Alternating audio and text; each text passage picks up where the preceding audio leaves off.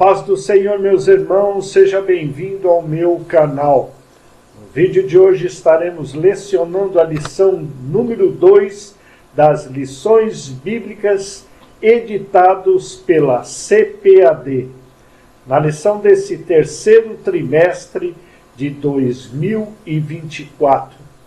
Nesse trimestre nós estamos estudando o tema O Deus que governa o mundo e cuida da família. Os ensinamentos divinos nos livros de Ruth e Esther para a nossa geração.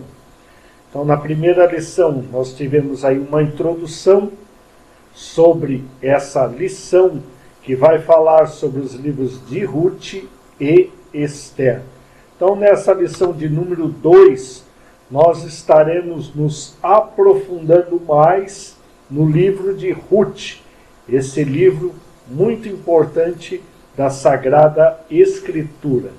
Então, nós podemos aí que o livro de Ruth é dividido aí nessa lição em 3 tópicos: a organização do livro, o contexto histórico e o propósito da mensagem. Então vamos logo ao texto áureo da lição. Sucedeu que nos dias em que os juízes julgavam, houve uma fome na terra, pelo que um homem de Belém de Judá saiu a peregrinar nos campos de Moabe, ele e sua mulher e seus 2 filhos. Ruth, capítulo 1, versículo 1. A verdade prática nos diz: servir a Deus não nos isenta de crises. Em qualquer circunstância, o segredo é permanecer fiel, confiando na providência divina. Então, quem acha que ser cristão nos deixa isento de passar por crise, por doença, por vários problemas, está completamente enganado. Mesmo nós sendo fiel a Deus, nós vamos passar por esses momentos e por essas circunstâncias. Mas, como diz a verdade prática aqui, o segredo é permanecer fiel, confiando na providência divina. Então vamos à leitura bíblica em classe, que se encontra em Ruth, capítulo 1, versículo 1 ao 5, que diz assim a palavra de Deus: E sucedeu que nos dias em que os juízes julgavam, houve uma fome na terra, pelo que um homem de Belém de Judá saiu a peregrinar nos campos de Moabe, ele e sua mulher e seus 2 filhos. E era o nome desse homem Elimeleque, e o nome de sua mulher Noemi, e os nomes dos seus 2 filhos, Malom e Quilion, efrateus, de Belém de Judá. E vieram aos campos de Moabe e ficaram ali. E morreu Elimeleque, marido de Noemi, e ficou ela com seus 2 filhos, os quais tomaram para si mulheres moabitas. E era o nome de uma Orfa, e o nome da outra Ruth. E ficaram ali quase 10 anos.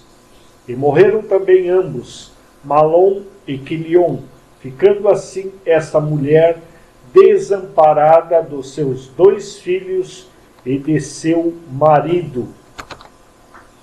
Então vamos à introdução da lição.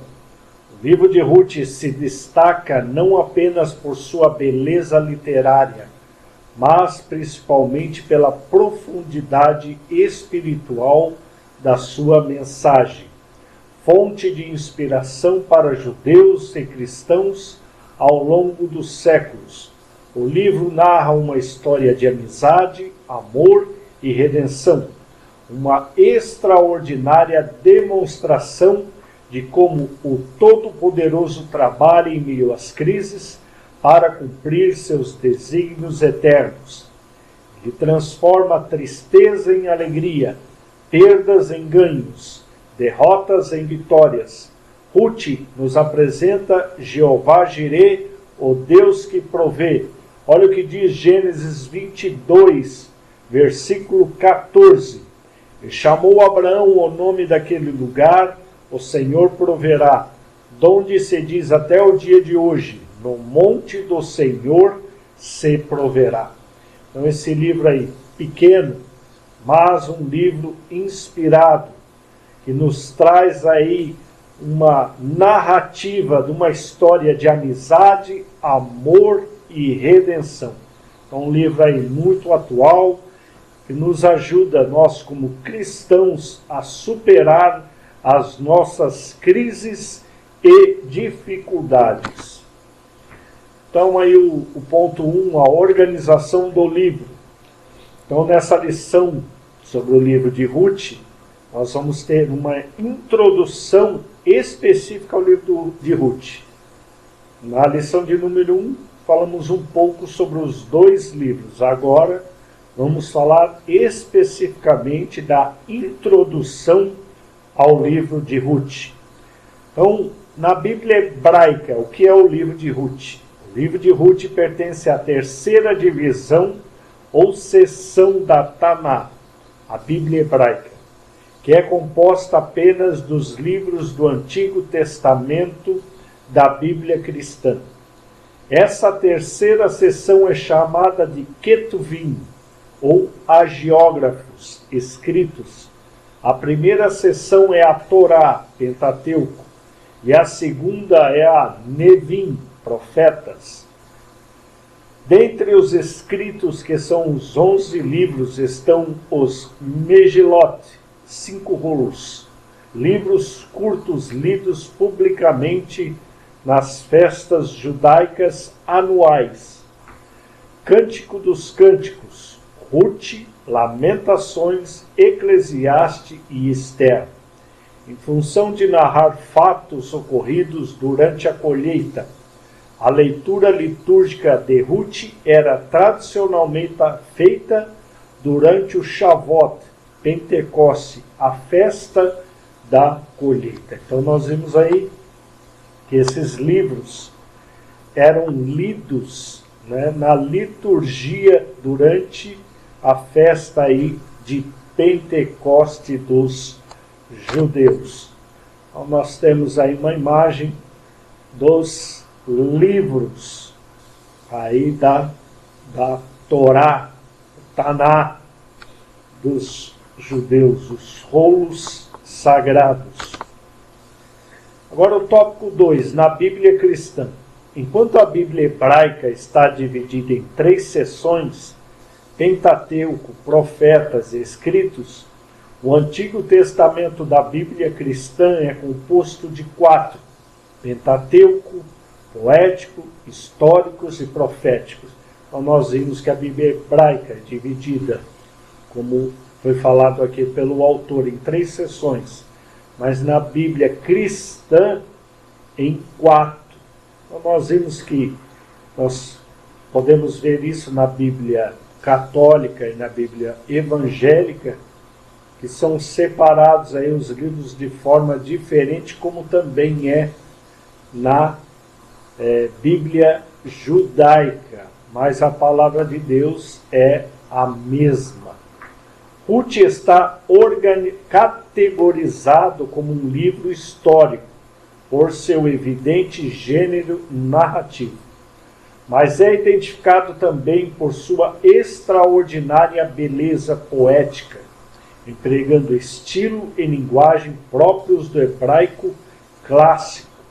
Quando foi escrito o livro de Ruth, ele é aquele hebraico bem antigo mesmo, bem clássico. O autor expõe aspectos subjetivos da vida dos personagens.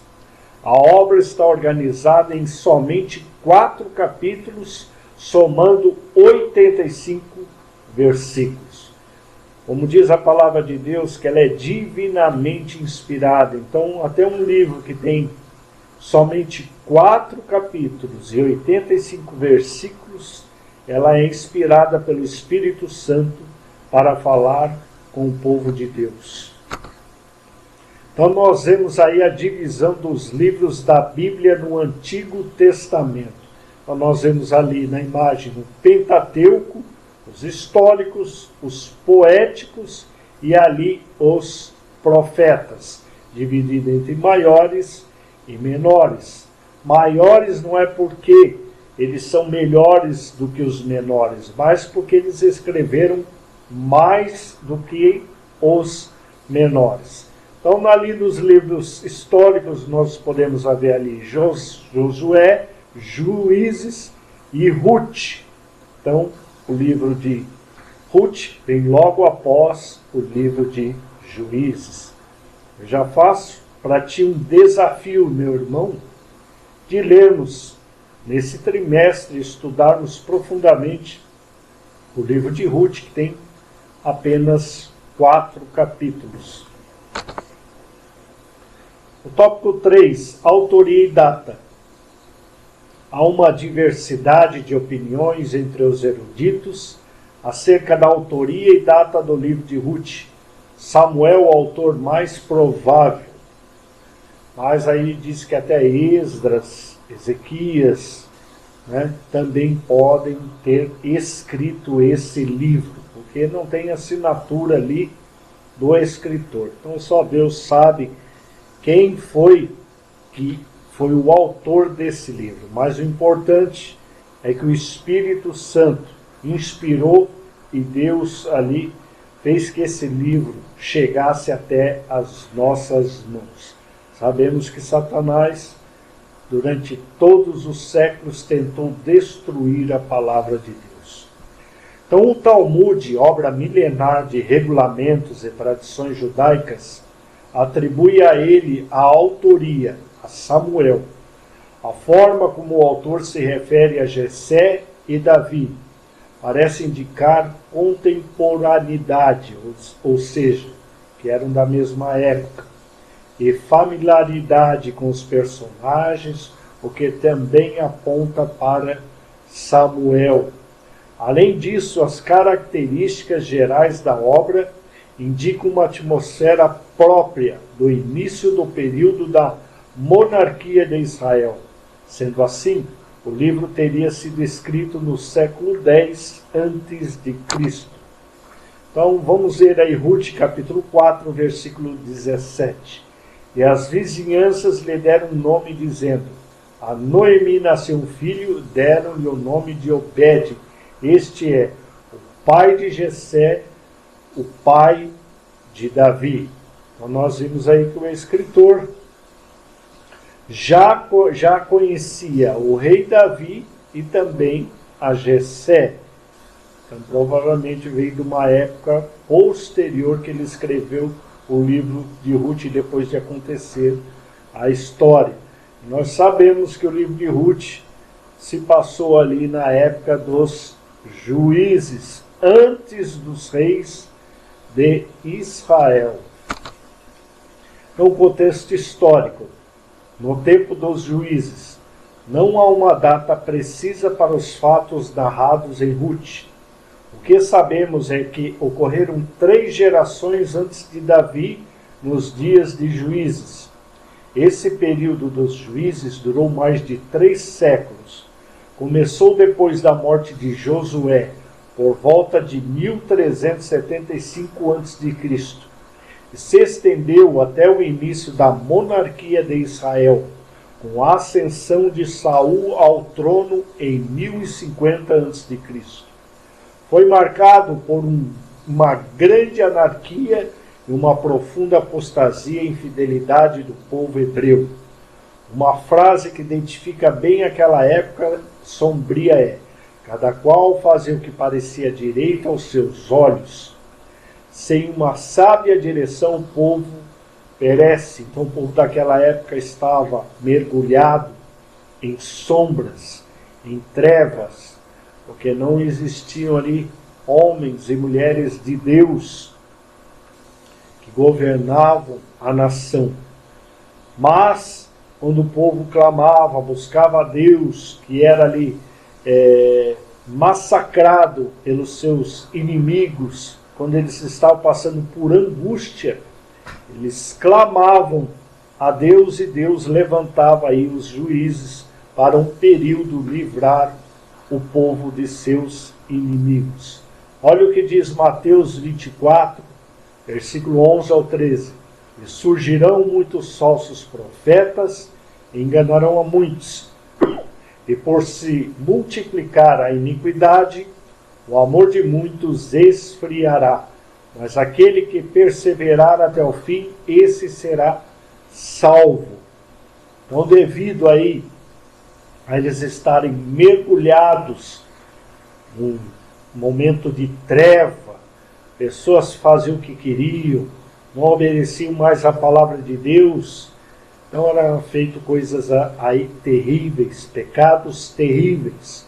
E hoje nós vivemos num momento assim, onde pessoas que se dizem cristãos fazem pecados terríveis, que chegam a ser notícia no mundo de pessoas que ficam abismadas como é que pessoas que se dizem cristão cometem adultério, cometem assassinatos, enganam pessoas, dão um calote, fazem tudo por ganância ao dinheiro e ao poder, entram na política, se dizem que estão ali para batalhar pelo povo de Deus, mas quando a gente vai ver, estão ali misturados com aqueles políticos antigos, cometendo lá tanta corrupção. Então, nessa época de Juízes, como nos dias atuais, nós vemos isso. Mas isso, irmãos, não é para tirar a nossa fé, é para acrescentar. Porque Jesus disse que surgirão muitos, não é pouco, é muito falso profeta. Eles vão enganar a muitos, principalmente aquele que não estuda a palavra e não busca Deus em oração. Essa pessoa será enganada. Então tome cuidado com os falsos profetas. Tome cuidado com aquele que não dá bom testemunho. Se o teu líder não dá bom testemunho, fuja. Falso profeta, se ele só pensa em dinheiro, se ele só pensa arrecadação, não pensa em almas, não pensa em reino, fuja, porque a palavra diz que ele é um falso profeta. E nesses dias não é pouco, mas são muitos os falsos profetas. E só é enganado quem quer. E por se multiplicar a iniquidade, a maldade, o pecado, o amor de muitos se esfria. Por isso que hoje tem tantas pessoas paradas, desviadas, pessoas aí que estão em casa, não estão mais aí participando do culto, participando da igreja, porque começam a ver esses escândalos que estão aí na internet, na notícia dos líderes cristãos, de cantores, de pregadores, e a pessoa vai perdendo a fé, vai se esfriando. Mas eu digo para você, meu irmão, não foi essas pessoas, não foi pastor, não foi cantor, não foi mestre, não foi teólogo que morreu por ti na cruz e te salvou e te libertou. Então, olha para Jesus, para não deixar que o seu amor, a sua fé, venha se esfriar. Mas aquele que perseverar até o fim, este será salvo. Então, persevere. Fica na fé, olhando para Jesus. Não afunde como afundou Pedro, que tirou os olhos de Jesus. Mas perseveramos até o fim para sermos salvos. Esse negócio que aí que nós vimos em outras igrejas, principalmente calvinistas, dizendo que quem é eleito, esse aí não vai perder a salvação. Olha o que diz, mas aquele que perseverar até o fim, esse será salvo. Então tem como perder a salvação. Então por isso que nós temos que perseverar. Nós não somos melhores do que ninguém. Nós temos que vigiar, porque o inimigo tenta me derrubar e te derrubar também. Tópico 2, secularismo, hedonismo e idolatria. Depois da morte de Josué e dos demais líderes de seu tempo, levantou-se uma geração que não tinha uma profunda comunhão com Deus e não conhecia o que ele havia feito ao povo hebreu. Então, como na igreja A igreja começa ali com os pioneiros de qualquer denominação, homens e mulheres buscando a Deus, a um avivamento, a uma reforma. Daqui a pouco essas pessoas falecem, vem outra geração que não tem uma profunda comunhão com Deus, não conhece a Deus, outros líderes que já não têm a mesma visão espiritual, e isso vai se refletir no povo, porque o povo é o espelho da liderança. Como às vezes a gente fala dos políticos, mas o político é simplesmente um espelho do povo. Se os políticos são corruptos, é que a maioria do povo também é corrupto, se vê por causa de tijolo, por causa disso, por causa de multa e tantas outras coisas. Israel cedeu ao estilo de vida pecaminoso dos cananeus e foi atraído à adoração de seus deuses. A gente nunca pode deixar isso, irmãos, que o mundo, costumes do mundo entrem na nossa vida. Quanto cristão entrou na igreja, tinha uma linha, e hoje, para ele, mais nada é pecado, ele vive a vida do jeito que ele quer, como era nos tempos de juízo. Não tem mais lei, eu uso a minha axiologia. Secularismo e hedonismo sempre levaram a grandes tragédias morais e espirituais. Então, como eu disse, é como se fosse dias de hoje, escândalos morais. Aí depois começa a defazer o espiritual. A gente já não vê nessas igrejas batismo com o Espírito Santo, dons espirituais. Não vejo mais a manifestação do Espírito Santo, não vejo mais cura, não vê mais línguas estranhas, não vê mais nada. Não vê o Espírito Santo trabalhando nessas vidas, porque o espiritual começa a degradar. Então, se você está numa igreja que você não vê mais essas coisas, abre o seu olho. Busque a Deus por um avivamento, um reavivamento para a tua igreja. Eu sei que Deus vai agir. Então, o pervertido culta Baal, o deus da chuva, e Astarote, a deusa do sexo e da guerra. Onde Satanás bota a sua mão, é para trazer aquele sexo pervertido e de guerra, confusão entre os irmãos. A gente vê aí no mundo tantas guerras, países que são irmãos, como a Rússia e a Ucrânia, brigando. A gente vê Israel, e ali os árabes, que são ismaelitas, são irmãos brigando. Então, isso é o final dos tempos. Passou a ser praticado, irmão, pela nação hebreia, em um degradante nível de moralidade e idolatria. A falta de uma liderança espiritual madura e temente a Deus causa prejuízos incalculáveis ao povo. Então não é só dizer que eu sou pastor, que eu sou bispo, reverendo, mas eu tenho que ter testemunho, tenho que ser temente a Deus, um líder maduro e espiritualmente temente a Deus. No reino de Deus não basta ter carisma para liderar. Como eu disse aqui, não adianta ser uma pessoa carismática, mas ser uma pessoa imoral, uma pessoa totalmente profana. É preciso ter um caráter aprovado. Agora eu pergunto para você, meu irmão, o teu líder espiritual da tua igreja, ele tem um caráter aprovado? Quantas mulheres ele tem? Ele já deu algum escândalo moral, financeiro? Como é que ele está? Ele tem uma vida ali, uma vida de classe média, ou ele é depois que entrou para a igreja, ele virou um grande empresário, ele tem muitas posses? Então toma cuidado com esse tipo de líder. O líder tem que ser aprovado, um caráter aprovado. Olha o que diz 1 Timóteo capítulo 3, versículo 2 ao 3. É extenso, irmão, mas é importante nós estudarmos a palavra de Deus. Não somente a lição, irmãos, mas o que importa é isso aqui, ó, a palavra de Deus. Porque a lição é um homem fala que escreveu, mas aqui não, aqui é a palavra de Deus que nos fortalece. Então é necessário, pois, que o bispo, o obreiro, o presbítero, seja irrepreensível. O que é irrepreensível? Que não sofra a repreensão, que alguém não possa dizer para ele: ei, tu não é crente, tu não é presbítero, pastor, obreiro, como é que tu está fazendo essas coisas? Então tem que ser irrepreensível. Marido de uma só mulher. Então se ele já casou com outra, está no terceiro, no quarto casamento, ele não serve para ser pastor. Não serve para ser um líder espiritual. Então se é uma pessoa que já está lá na terceira, quarta, não pode cantar, não pode fazer nada, já está imundo, não serve mais para isso.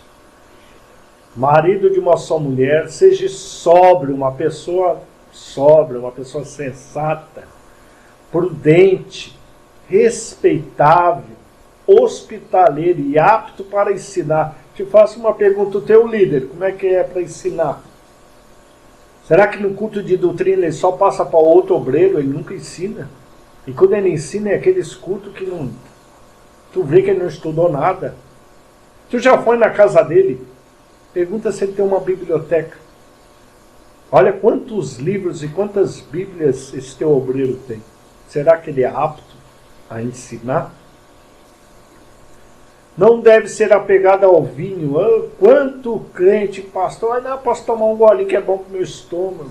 A Bíblia me permite tomar um pilequinho de vez em quando. Mas se cair na lei seca no trânsito, aí a lei do homem te bota na cadeia. Mas na igreja tu quer beber. Aí pode. Mas a palavra de Deus diz: não deve ser apegado ao vinho, nem violento, bate na mulher, espanca a mulher. Cuidado com a Maria da Penha, hein? Eu faço parte a minha profissão é da Secretaria de Segurança Pública. Agora, quantos que se dizem crente, que caia aí na Maria da Penha, tem que ser envergonhado, tem que ser preso, tem que ser humilhado? Como é que uma pessoa que se diz que é crente é violento?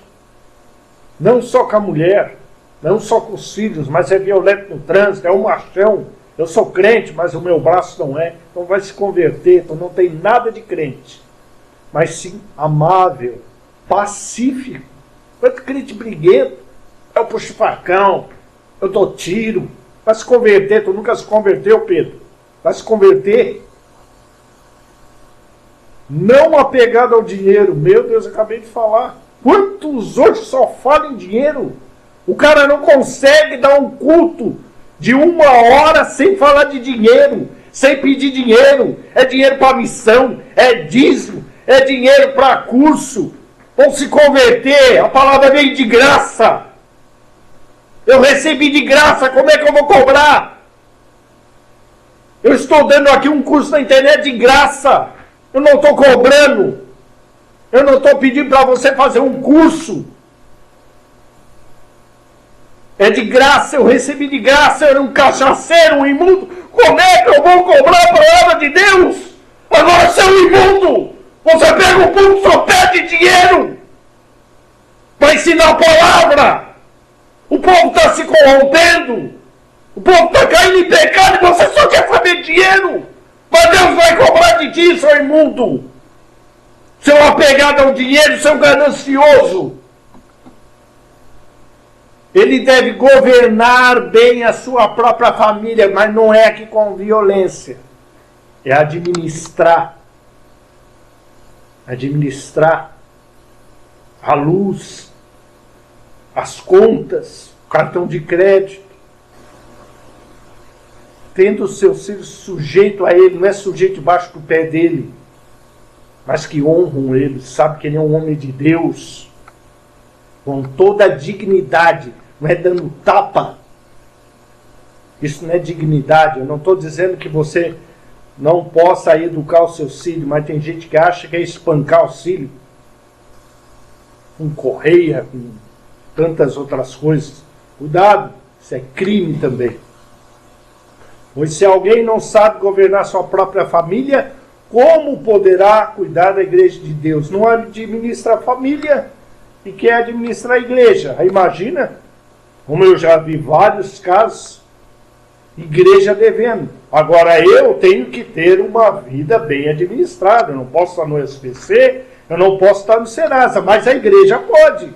A igreja pode estar lá no cartório, a igreja pode ter dívida trabalhista, Por quê? Porque esse pastor não administra bem a igreja de Deus. Como diz aqui, como é que ele quer cuidar da casa de Deus, da igreja de Deus, se ele não administra nem a casa dele? Ele não pode ser um novo convertido, porque senão ele vai ficar bobo, soberbo, para que não se ensorbeça e caia na mesma condenação que caiu o diabo. Vai se estufar, vai se achar o cara não é maduro. Também deve ter boa reputação. Está lá no site de fofoca evangélico, gospel, isso não é boa reputação.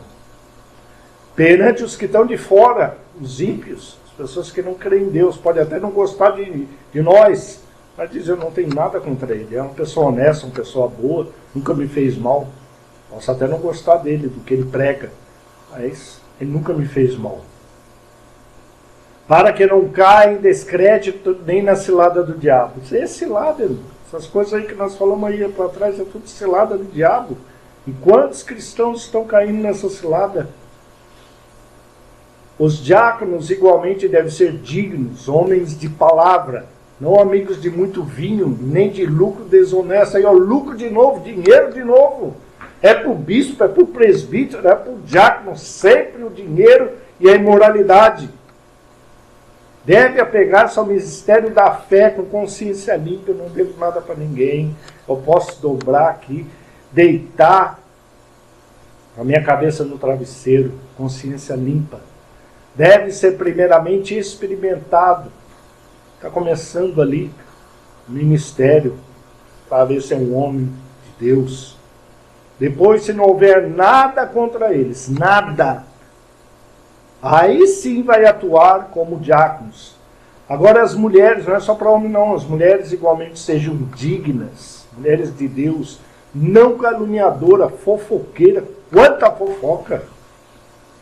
Se metendo na vida de todo mundo, aumentando calúnia. Calúnia também é crime, calúnia, difamação é crime perante os homens. Os irmãos acham que Deus não vai cobrar dessas pessoas que levantam calúnia? Mas sóbrias e confiar em tudo. Não pode confiar na minha esposa. Eu posso confiar na minha esposa. Eu posso dar o meu cartão, eu posso dar a senha do banco. Eu confio nela porque ela é uma mulher de Deus, ela é digna, ela me traz honra. O diácono deve ser marido de uma só mulher, ali, ó. Não é só lá o pastor, é o diácono. É todo crente, irmão, é uma só mulher. E governar bem seus filhos e a sua própria casa, como diz aqui, administrar. Os que servirem bem alcançarão uma excelente posição e grande determinação na fé em Cristo Jesus. Terceiro, opressão, clamor e livramento. A apostasia tornou-se Israel presa fácil dos seus inimigos. Que apostatar é se desviar da fé. Que atacavam e saqueavam suas cidades, terras e mantinham o povo sob domínio opressor por longos períodos. Ao mesmo que a gente vê tudo isso que está acontecendo na igreja, a gente não pode se apostatar da nossa fé, porque senão os nossos inimigos prevalecem sobre nós. Afligida a nação clamava a Deus, e o Senhor levantava juízes para libertar o seu povo. Toda vez que o povo clamava, Deus levantava aí um libertador. Estes juízes não eram magistrados civis como os que conhecemos hoje, graças a Deus, né? Os juízes têm nada a ver com o juiz de hoje, né? Só o sangue de Jesus. Aqui no Brasil mesmo está difícil os juízes aí. Não estou dizendo todos, né? Mas, quando a gente fala dos obreiros que têm testemunho, os nossos magistrados também tem que ter, né? Geralmente líderes eram libertadores, geralmente líderes militares, como Otniel, Baraque e Gideão, poderosamente usados por Deus para julgar a causa de Israel, livrando-os de seus opressores. Apesar dos repetidos ciclos de infidelidade na nação, Deus ouviu o gemido do seu povo em seus momentos de dor e aflição. O Senhor é longânimo e cheio de misericórdia. Ele ouve os que ele clama. Então, irmãos, aí Juízes 2,18. Sempre que o Senhor lhes levantava um juiz, ele estava com o juiz e o salvava das mãos de seus inimigos, enquanto o juiz vivia, pois o Senhor tinha misericórdia por causa dos gemidos deles, diante daqueles que os oprimiam e os afligiam. Salmo 103:8. O Senhor é compassivo e misericordioso, muito paciente e cheio de amor. Então esse Deus aí que alguns pregam, um Deus horrível, terrível, né?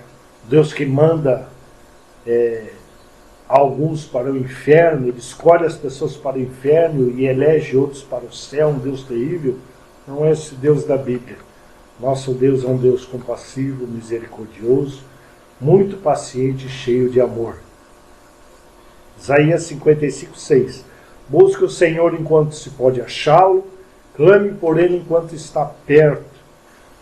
Então, irmãos, nesse momento que nós vivemos, cada dia pior, é nesse momento que nós devemos buscar a Deus, enquanto nós pudermos achá-lo, ainda que ele está por perto. Tópico 3, propósito e mensagem. Tópico 1, cetro de Judá. Vários propósitos são atribuídos ao livro de Ruth. O principal e mais evidente deles é apresentar Davi como descendente de Judá, a tribo real da qual viria o Messias, o leão da tribo de Judá, a raiz de Davi. Gênesis 49 diz: o cetro não se arredará de Judá, nem o legislador dentre os seus pés, até que venha Siló, e a eles se congregarão os povos. Embora Rubem fosse o primogênito de Jacó, seu ato de desonra ao leito do pai, deitando-se com sua concubina, fez com que perdesse a primogenitura, a posição de liderança. Então nós vimos lá em Gênesis que Deus já tinha prometido à tribo de Judá, a raiz de Davi, que eles teriam ali o cetro, que nem o legislador dentre os seus pés se arredará de Judá. Então ele tinha uma promessa que de Judá viria o rei. Mas Rubem era o primogênito. Mas como ele desonrou, outro pecado sexual e moral, desonrou seu pai, ele perdeu ali a primogenitura e foi escolhido aí a tribo de Judá para trazer aí a genealogia do Messias. A promessa feita a Abraão seguia agora pela descendência de Judá. Sendo Samuel o autor do livro de Ruth, o propósito de registrar a genealogia de Davi ganha ainda mais sentido, já que naquele tempo o rei de Israel era Saul, um benjamita, então não tinha a ver com Judá, então não podia sair dele o Messias. Então a ancestralidade de Davi o legitimava para o trono. Então porque Davi fazia parte da tribo de Judá, e através dele nasceria o Messias. 2. Amor e redenção. A mensagem principal de Ruth é o amor de Deus e o seu plano de redenção da humanidade. Como representantes de judeus e gentios, respectivamente Boaz e Ruth, prenunciam a derrubada da parede de separação. Nós vimos uma israelita e a outra moabita. A redenção é vista no livro nos sentidos literal e tipológico. Boaz é o parente remidor que preservou a descendência de Elimeleque, mas é também um tipo de Cristo, nosso Redentor. Ele se entregou por nós, a fim de nos redimir de toda a maldade e purificar para si mesmo um povo particularmente seu, dedicado à prática de boas obras. Então nós vemos aí uma mulher que não fazia parte da nação de Israel, mas foi ali incorporada, como nós que fomos incorporados aí à família de Deus. E hoje somos filhos de Abraão como os israelitas, como os ismaelitas. Então Deus não faz acepção de pessoa, nem de raça, nem de cor. Terceiro, fidelidade e altruísmo. O livro de Ruth abre uma janela que nos permite ver que nem tudo eram trevas nos dias dos juízes. Havia um remanescente fiel que temia a Deus e foi usado por Ele para cumprir os seus propósitos. Irmão, sempre vai ter o fiel. Os irmãos lembram que Jesus, quando Ele veio, Ele praticamente não entrava no templo, Ele ficava do lado de fora, porque Anás, Caifás e outros sacerdotes, fariseus, saduceus, os levitas estavam profanando o templo. Ele expulsou lá os cambiadores que faziam negócio no templo, mas mesmo assim tinha os fiéis, Ana, Simeão, João Batista, Zacarias, Isabel, Maria, José. Então sempre vai ter o fiel, irmão. Seja fiel a Deus, mesmo que as coisas não vão bem. Vale a pena ser um remanescente fiel. Olha o que diz Jó, capítulo 42, versículo 2. Sei que podes fazer todas as coisas, nenhum dos teus planos pode ser frustrado. Então, a genealogia do Messias tinha que continuar. E não era Satanás que ia impedir. Várias vezes ele tentou impedir que o Messias nascesse, mas ele não conseguiu. Em um mundo de crescente iniquidade, o justo vive pela fé. Nós não podemos perder a nossa fé. Como eu já disse aqui, não podemos deixar a nossa fé se esfriar por causa desses falsos profetas. Outra eloquente mensagem do livro é o valor do altruísmo, em que predominava o egoísmo.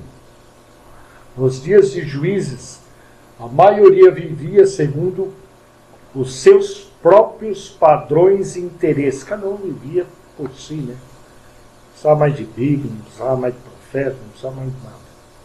Noemi e Ruth destoaram dessa máxima individualista. Sogra e nora não pensavam em si mesmo. O amor não é egoísta. Agora as duas, irmãos, eram duas viúvas. E a lei dizia que tinha que cuidar dos órfãos e das viúvas. Cadê alguém cuidando dessas duas mulheres? Mas Deus cuidou delas.